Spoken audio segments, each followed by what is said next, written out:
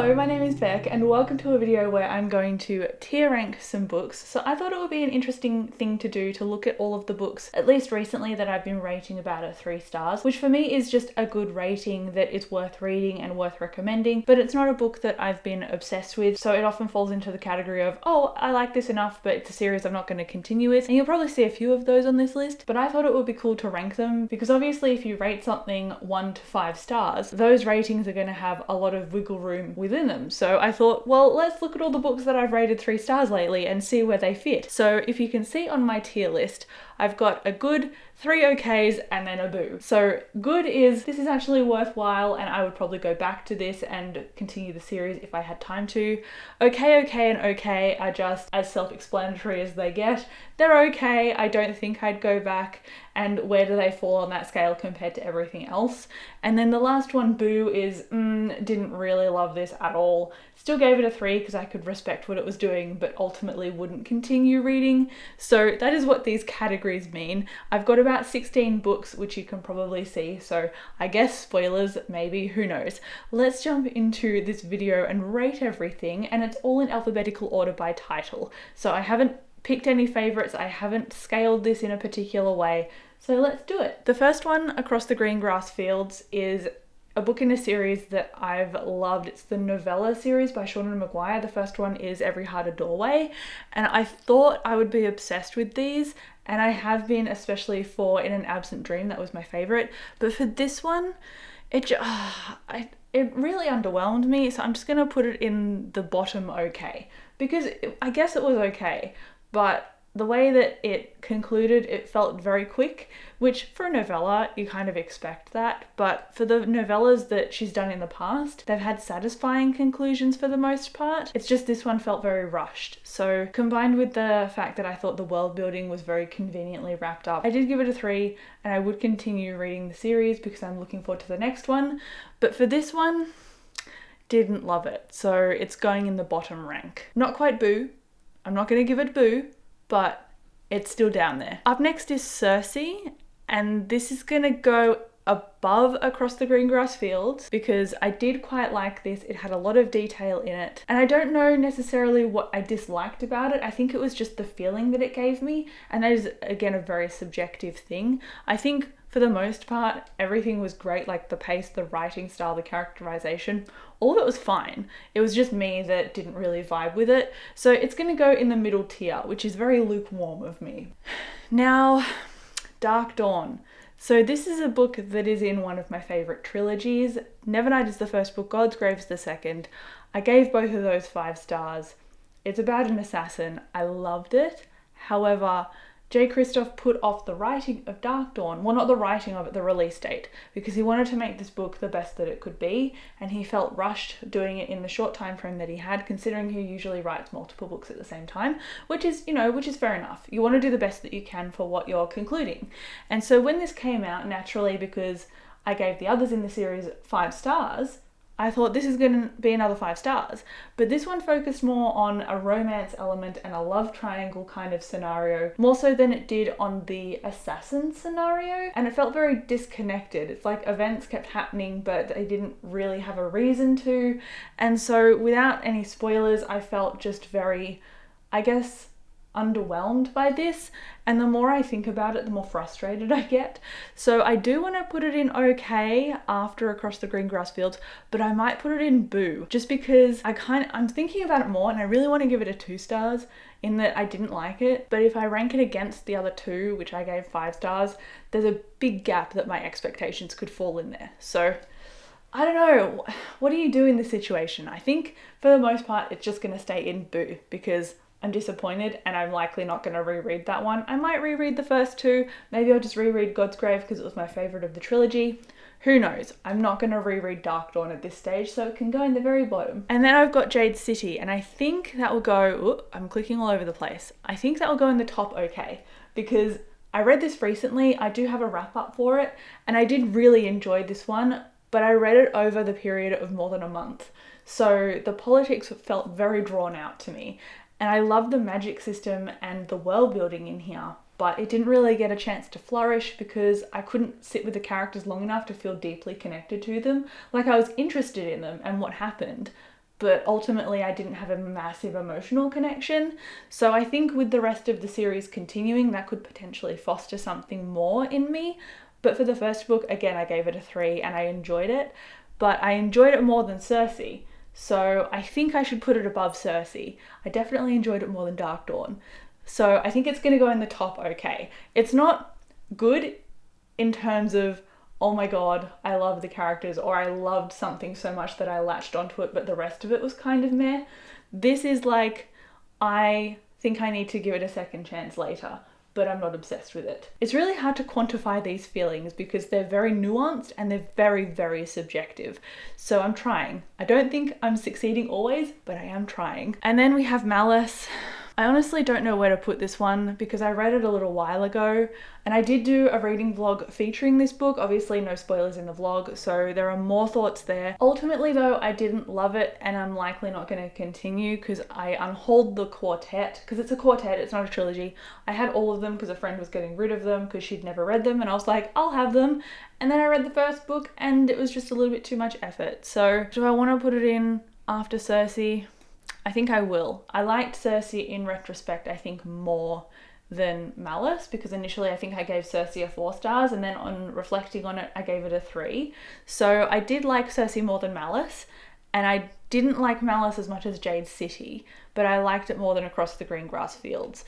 So I think that is the right placement for now for where it should sit. It just felt like it leaned into tropes, and while that can be interesting, it didn't do it in a subversive way to my taste, at least. And so it just felt kind of boring and dull. And so when I was reading through it, I was like, can something actually interesting happen? And we had pieces of that in a very small way at certain points, but it wasn't enough to hook me. Technically, it should go in the tier below that, in the yellow okay rather than the mid okay, if I'm not going to continue. I don't know. That's a hard one. Maybe I'll put it down here. Yeah, I think that's better. I'll put it down here. Okay, Martha Wells, Murderbot. I liked this one. I think it's gonna go in good, because if I think about it and I analyze my own responses to it, I think I liked it more than Jade City, and I like the potential of it. Whereas Jade City just felt drawn out, but Murderbot with All Systems Red is a novella, so it's easier to get through and it's easier to snap up and enjoy. I just want to read more Murderbot, and I know that I'm probably gonna continue the Greenbone Saga, which is Jade City, so I don't know. I think that's the order for now. I liked the sci-fi of Martha Wells, but I wish it did a little bit more with the scope it had. I felt like I understood, or at least was interested in Murderbot, but not so much the people around the Murderbot. So this is such a hard list. I don't know why I'm torturing myself like this. I think it's in the right spot, so I'm just gonna leave it at the top. This is a series that I will continue, and I did like it enough to continue, so I think it deserves the good spot. Prince of Thorns is one that I'm just very conflicted on, because I did a spoiler vlog for this one, and I have just chucked it in the mid tier of okay, and I like it in terms of the world building. I don't like Yorg, the main character, and I think that it could go down a very uniquely dark path in fantasy. So from the uniqueness of it, from the world building of it, and from what Yorg has done and probably will do, I'm interested. And I know that my partners really liked this trilogy because it was very dark and a mixture of dystopian fantasy and sci-fi. So I think with that blend, it'll be really cool. So maybe I should put it in okay next to Jade City, just because it's likely I'm going to continue this trilogy, because I do want to read.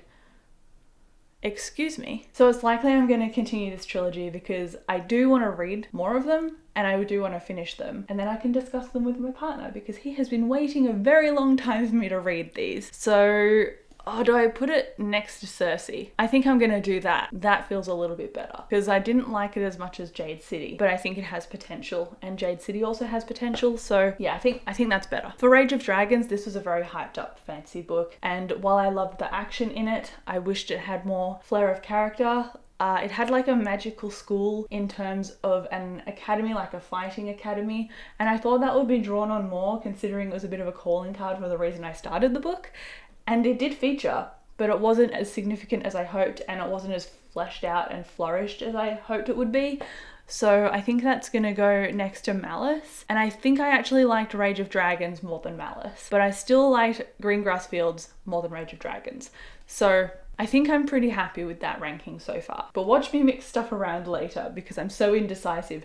3 stars are really hard to quantify. I hope I'm doing this justice. At least to myself. Everyone else is probably watching this and going, that's completely wrong. But please let me know what you think in the comments below. Sabrina is another one that's very hyped up, but again, I just found it boring. And I like the concept of necromancers and magic and how Sabrina went closer to a source of magic and away from her school and technology. So magic became stronger, but when she came back out of that, it got weaker. I like that world building stuff, and I liked the animal companion in here. Mog, I think is his name. I don't know how I remember that, but I really wished it was more tense and more fast paced because the way the writing felt to me, it just felt flatter and more passive. Not that it was bad writing, it was definitely descriptive and it was really cool and adventurous, but it just didn't really vibe with my personal taste. So again, it's going after Malice. Actually, no, that's a disservice. I think it should go before Malice because it did have a few like young adulty tropes because it's a young adult book, but it also surprised me more than Malice did. So I think it should go before Malice. Still not on the same level as Rage of Dragons because again, that's an adult fantasy, so it's a little bit more complicated with world building and stuff. So yeah, I'm happy with that. And then Station 11. Ooh, I think that's gonna go after Cersei. No, maybe it can go before Cersei. Oh, this is so hard. I think I'll just leave it this way. Station 11, to me, I expected a dystopian book, but then it turned out to be more about, I think, a traveling troupe who performed. I think so. I think they performed like Shakespeare and music and stuff, unless I'm mixing it up with the Night Circus, because both of those felt very whimsical. No, it's definitely different to the Night Circus. Actually, the Night Circus I can see is here. I'm just going to put that after. I'm not hugely into magical realism and I'm not hugely into whimsical books, so both of them felt a bit meh to me, hence the title of this tier list, the meh tier list. It didn't really vibe with me regarding the tones of those stories, but for the most part I enjoyed the plot of Station 11 more than I enjoyed the plot of the Night Circus. The Night Circus to me just felt under-fulfilling, whereas at Station 11 actually hit some beats in it that I could appreciate. Moving on, because I'm so far happy with these. The next Witcher book. This is before Blood of Elves and it's one of the novellas. So the TV series covers this book and the novella series before it, but I don't believe it covers Blood of Elves, at least not yet. Maybe season 2 does. Anyway, I'm going to put this in a spot that I didn't love. I'm going to put this in, I think, here. No, here. Here. No, maybe here. Here. Yes. So indecisive over here. I'm putting it in underneath all of the others in the lower tier of okay because I didn't love this as much as Malice. Generally, I don't like short story collections, although sometimes they can surprise me, but I generally, as a rule, don't. So when I read these, I thought, I don't think they're going to be my jam, and sure enough, the first one I gave 4 stars collectively, like that was great. This one I gave obviously a 3 and I didn't love it as much because of the characters and the way the women were portrayed in here. It felt very frustrating to me. So I'm going to put it just above Dark Dawn. I was more disappointed in Dark Dawn than I was in Sword of Destiny because Dark Dawn had the 2 5-star books preceding it that I thought would match up to those books. And then Sword of Destiny, it had the Witcher TV show, and then it also had the short story collection before it that I gave a 4 stars. So I thought I would have a little bit more of a positive response to it than I actually did. It is what it is. I wanted to love these more, but obviously they were just okay for me. So I'm going to move right along into a bit more of a controversial one, and that is The Book Thief.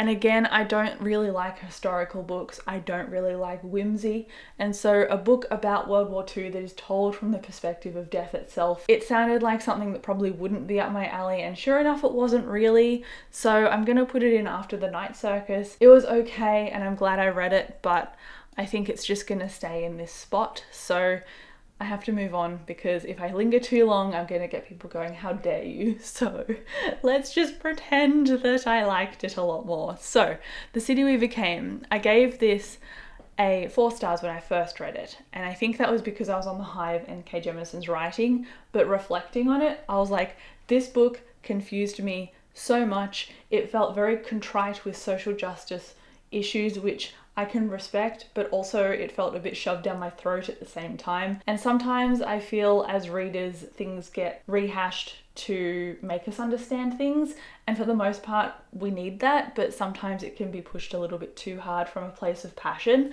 So while I can appreciate what was being done here in terms of racism and gun violence and everything, I think it was brilliantly done, but it was just too much. So I think it's going in after Jade City, and that's because I do want to read more of it, and I obviously really like N.K. Jemisin. I loved her Broken Earth series, and I've got other books by her that I want to read as well. But for this one, it just wasn't quite my cup of tea. It's an urban fantasy, and for the first third of the book, I was very confused. It's about all of these characters who are the living avatars for their particular parts of New York City, and the falling out based on that, because there is a nemesis, I guess, that is trying to rebel against all of them and kill them off. So I liked the magical element of it, but the characters took me a while to get on board with. And then the way it ended, I was like, oh, it's finished. Is that it? I thought it would be a bit more cataclysmic. So it could be read more like a standalone with potential stuff to happen in a companion later. I don't know if she intended that or not, but I just wish it did a little bit more with what it had. Anyway, I can say the same thing about the Poppy War, which is up next. This is going to go in, I think, oh, this is really hard. Maybe I'll put it in Boo, because I started this and I have a whole rant about this somewhere else on my channel in a different video. I don't know which one. But this starts out as a magical school story, and then after that it goes into a war story, which kind of self-explanatory based on the title, The Poppy War. But for some reason I thought it would just stay at the school and then it would transition into that later. And the way that it did that transition, it felt like it was two separate books, at least to me, and the tone really shifted. But the way it stands, I was just really disappointed and really whiplashed and really frustrated by a lot of stuff in here. So if it was just the first half of the book, I'd probably give it a 4 or 5 stars, but I have to look at the whole thing, and so I'm giving it a 3, maybe a 2 if I'm in a bad mood, but I'll stick with a 3 because otherwise it seems a bit too mean. So that's why the Poppy War is down here. I think it deserves to go at the top rather than at the bottom of that Boo, because I disliked those 2 books down here more than I liked the Poppy War.